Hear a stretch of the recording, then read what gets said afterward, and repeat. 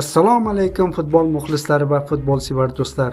O'zbekiston va dunyomizda ro'y berayotgan eng so'nggi va qiziqarli xabarlar bilan ushbu kanal o'z ishini boshlaydi. Agar siz kanalda yangi bo'lsangiz, albatta obuna bo'ling. Xabarlardan birinchilar qatorida xabardor bo'lish uchun qo'ng'iroqchani bosib qo'ying. Bizni qo'llab-quvvatlash uchun ushbu videoga like bosishni unutmang. O'zbekiston milliy terma jamoasi yordamchi murabbiyi Temur Kapadze o'z faoliyatini yangi bosqichda davom ettirish istagini bildirgan holda O'zbekiston futbol assotsiatsiyasi rahbariyatiga lavozimidan ozod etilish to'g'risida murojaat qildi. Mutaxassisga boshqa taklif tushgani hamda u o'z murabbiylik faoliyatini bosh murabbiy sifatida davom ettirish niyatida ekanligi bois UFA rahbariyati uning qarorini hurmat bilan qabul qildi.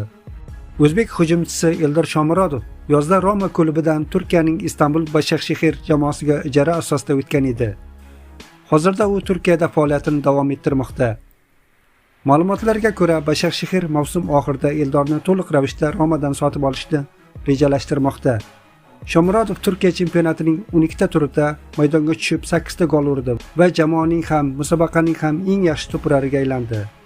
Ayni vaqtda Eldorning o'yinlarini Turkiyaning boshqa nufuzli klublari ham diqqat bilan kuzatib borishmoqda.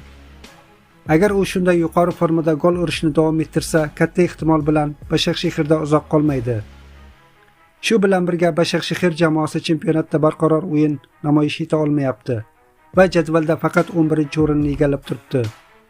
Eldorga qiziqishni bildirishi mumkin bo'lgan klublardan biri hujumchiga ehtiyoji katta bo'lgan Fenerbahçe hisoblanadi.